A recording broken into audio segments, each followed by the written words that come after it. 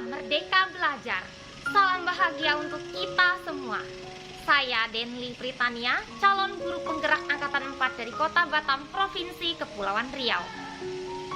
Saat ini saya bertugas di SMA Negeri 25 Batam, Provinsi Kepulauan Riau sebagai guru bahasa Inggris.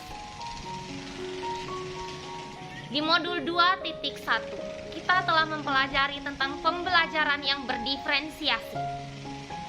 Pembelajaran yang berdiferensiasi dimaksudkan untuk memenuhi kebutuhan murid dari berbagai aspek. Bagaimana sebuah pembelajaran dapat dilakukan untuk memberikan keterlibatan, untuk membangun suatu konsep kebersamaan bahwa semua anak, setiap individu memiliki hak untuk belajar di sekolah. Selama ini proses diferensiasi sering Bapak Ibu lakukan, termasuk saya. Contohnya, ketika kita tahu seorang anak suka menggambar, ada anak yang suka bernyanyi, ada anak yang suka olahraga. Bagaimana kita mendesain materi pembelajaran agar menjadi suatu hal yang menarik dan anak bersedia mengikuti pembelajaran tersebut karena itu merupakan minat atau hobinya. Hal kecil yang mungkin kita rasa hal biasa merupakan diferensiasi yang bisa kita terapkan, sengaja ataupun tidak sengaja.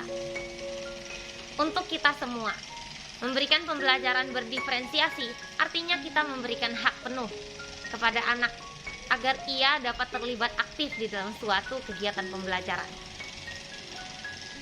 Selain itu, pembelajaran berdiferensiasi dapat dilakukan dengan mempertimbangkan 3 hal. Yang pertama adalah kesiapan belajar. Kesiapan belajar ini merupakan kemampuan awal, pengetahuan awal. Seberapa jauh peserta didik siap untuk menerima materi yang Bapak, Ibu, dan saya berikan. Yang kedua, berdasarkan bakat minat. Setiap anak, termasuk setiap insan, individu, memiliki perbedaan minat dan bakat. Baik itu dari segi olahraga, seni, maupun sastra, dan sebagainya.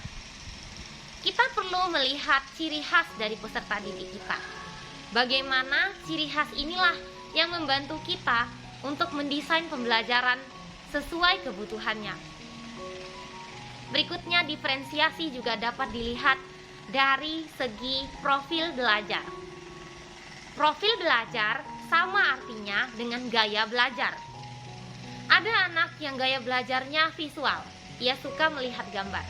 Ada anak yang gaya belajarnya kinestetik, artinya anak tersebut menyukai aktivitas yang melibatkan gerak tubuh. Ada anak yang audiolingual, suka mendengar, belajar dan menghafal mengingat lebih mudah lewat suara.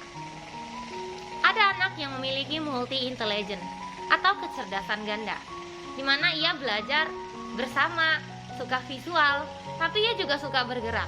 Nah, itulah yang menjadi informasi kita untuk membuat diferensiasi. Strategi diferensiasi dibagi 3. Yang pertama adalah diferensiasi konten. Diferensiasi konten artinya kita memberikan konten atau isi cakupan materi yang beragam melihat dari segi kesiapan, minat, serta profil belajar siswa. Yang berikutnya, dengan menggunakan strategi diferensiasi proses. Artinya setiap anak memiliki cara, memiliki waktu, dan langkah yang berbeda untuk mencapai suatu proses pembelajaran, untuk melakukan suatu tindakan yang bermakna sehingga yang dicapai sesuai dengan apa yang kita harapkan. Strategi ketiga adalah diferensiasi produk.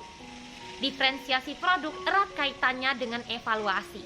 Ketika kita memberikan tugas kepada siswa, kita bisa menggunakan diferensiasi produk sesuai dengan minat bakat siswa, kesiapan belajar siswa, maupun sebagai bentuk apresiasi terhadap profil belajar siswa tersebut. Contoh dari diferensiasi konten. Saya punya siswa yang suka dengan lingkungan di pelajaran bahasa Inggris, ada yang suka dengan teknologi, ada yang menyukai seputar tanaman, jadi bukan lingkungan tapi tanaman, ada yang suka dengan gejala alam, ada yang suka dengan ilmu sains, Sehingga ketika saya masuk ke teks deskripsi atau teks report, konten-konten inilah yang saya jadikan pertimbangan untuk diberikan sebagai bahan bacaan. Bagaimana dengan proses? Nah, kalau proses itu saya alami ketika memberikan pembelajaran dari segi biasanya yang paling kentara itu adalah ketika kita belajar teori, tata bahasa, grammar. Ada anak yang lebih suka lihat dulu pattern atau rumus dari sebuah grammar, baru membuat kalimat. Ada yang terbalik, maunya belajar dialog dulu, kemudian lihat rumusnya, kemudian mereka menentukan menarik kesimpulan sendiri. Ada juga anak yang harus mulai dari memahami kosakata. Jadi kita mendiferensiasi proses dengan capaian yang kita harapkan dapat dilakukan atau dapat dipenuhi di akhir pembelajaran kita. Yang berikutnya adalah diferensiasi dengan produk. Nah, saya pernah lakukan ini di teks eksplanasi sama teks prosedur. Jadi waktu itu anak saya berikan kebebasan mau bikin apa, apakah dia mau menyampaikan atau menyajikan teks ini dalam bentuk video seperti berita, membuat video PowerPoint, mau membuat recording, atau mau bikin poster, mau bikin infografis. Itu kembali ke model atau kesiapan anak, kembali ke minatnya, kembali ke bagaimana ia merasa nyaman mengerjakan tugas ini. Kaitan dari pembelajaran berdiferensiasi dengan modul lain di guru penggerak itu adalah kaitan dengan filosofi pendidikan menurut Ki Hajar Dewantara, terutama Merdeka Belajar. Ingat bahwasanya pembelajaran yang merdeka adalah pembelajaran yang berhamba pada anak, berpihak pada siswa. Diferensiasi pembelajaran memberikan kita gambaran lebih jelas tentang bagaimana seharusnya kita memulai rancangan pembelajaran, merencanakan pembelajaran, melaksanakan sesuai dengan kondisi yang ada, sesuai dengan kebutuhan yang harus dipenuhi. Dan juga bagaimana kita membuat pembelajaran itu bisa berjalan dengan melibatkan seluruh anggota di kelas kita. Tentu tantangannya besar. Tidak mungkin suatu hal baru langsung tercapai, langsung mendapatkan nilai plus. Kita butuh penyesuaian.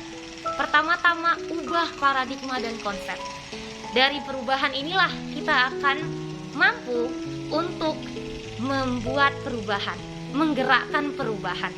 Itu tugas kita guru penggerak. Bapak Ibu, demikianlah sedikit paparan koneksi antar materi modul 2.1 yang bisa saya sampaikan. Terlebih terkurang saya mohon maaf. Terima kasih telah menonton video ini. Salam Merdeka Belajar, salam pergerakan.